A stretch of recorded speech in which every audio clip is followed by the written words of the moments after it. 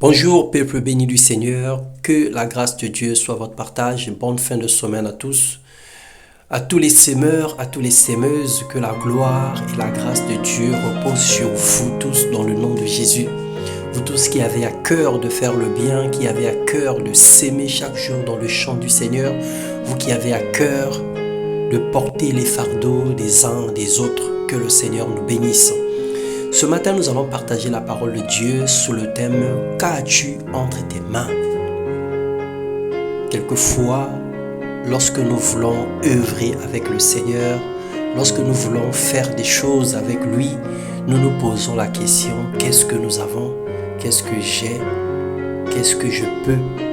Et le Seigneur avait posé la même question à Moïse. « Qu'as-tu entre tes mains ?» Moïse, dans son cas, il avait le bâton. Et le Seigneur a opéré avec le bâton qu'il y avait dans la main de Moïse. Et ce matin, le Seigneur te pose la question, qu'as-tu entre tes mains?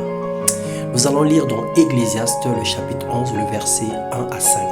La Bible déclare, jette ton pain sur la face des eaux, car avec le temps, tu le retrouveras. Celui qui observe le vent ne s'aimera point, et celui qui regarde les nuages ne moissonnera point, dit la parole de Dieu.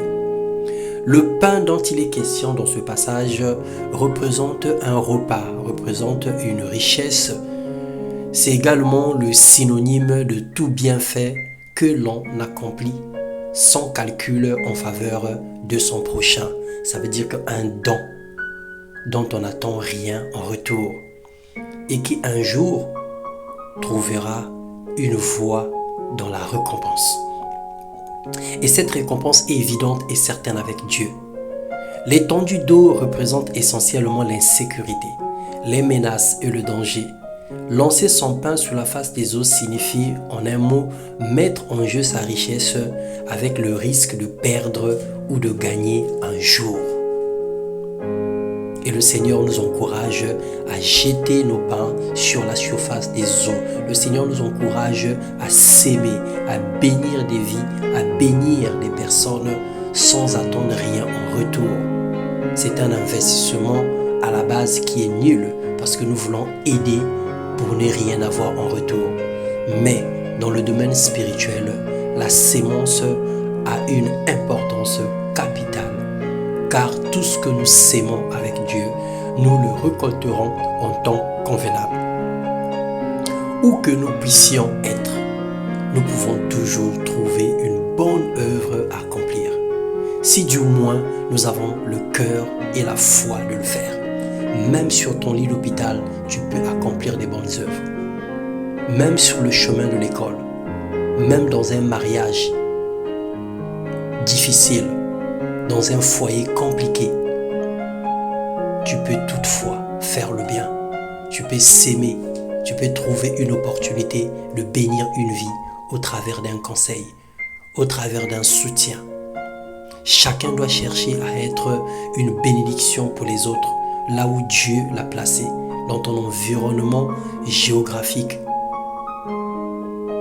autour de toi. Nous s'aimons par amour.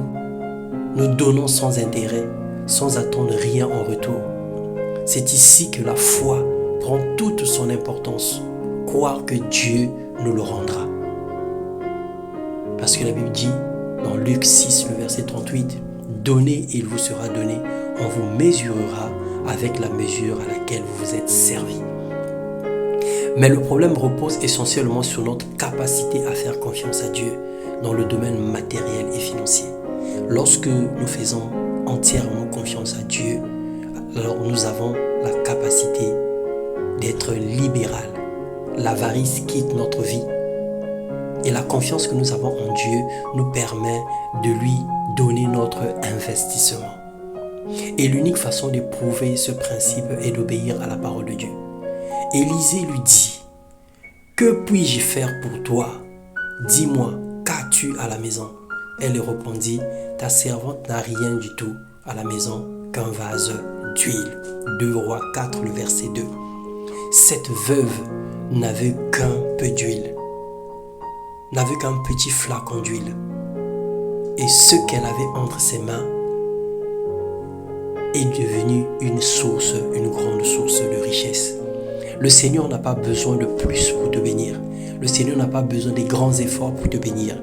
Le Seigneur a besoin de ton cœur. Un cœur plein de compassion, un cœur plein d'amour pour les autres. Si vous êtes malheureux en tant que chrétien, c'est que vous avez probablement cessé de faire confiance au Seigneur. Parce que ce n'est pas possible que tu sois chrétien et que tu sois malheureux. Parce que Jésus-Christ est le bonheur. Jésus dans le cœur, il t'apporte le bonheur. Et le bonheur n'est pas synonyme de l'abondance. Le bonheur n'est pas synonyme d'avoir tous les meilleurs repas du monde, la meilleure voiture, la meilleure maison, la meilleure femme ou le meilleur mari. C'est pas ça le bonheur. Le bonheur, c'est le fait d'avoir Christ en soi et de trouver la paix, la guérison, la grâce dans tous les domaines de la vie. C'est ça le bonheur. Et si tu te dis chrétien et que tu ne vis pas un bonheur, tu te sens malheureux, alors il y a un problème. Ça veut dire que tu as cessé de faire confiance en Dieu. La Bible déclare que les lionceaux éprouvent la disette et la faim, mais ceux qui cherchent l'Éternel ne sont privés d'aucun bien. La confiance en Dieu est une source de bonheur sûr. Que Dieu multiplie vos semences et bénisse vos entreprises. Prospérez à tous égards et soyez en parfait état de santé dans le nom puissant de Jésus. Ne sous-estime pas tes faibles commencements. Ce que tu as entre tes mains, c'est avec ça que le Seigneur te bénira. Amen.